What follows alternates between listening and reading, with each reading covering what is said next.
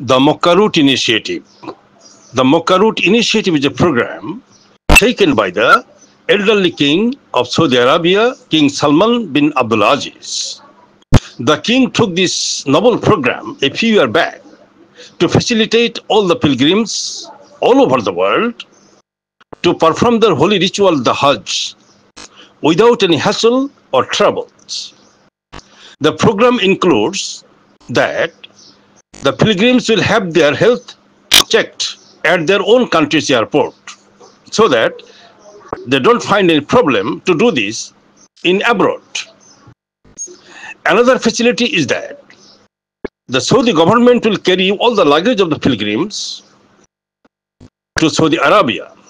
This means that the pilgrims will go to their respective hotel or residing place, and Saudi government will carry their luggage and reach this to the pilgrim.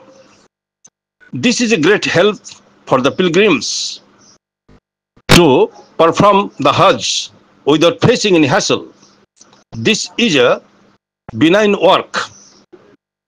In this way, the Saudi government is trying to cooperate all the pilgrims to perform their Hajj at each.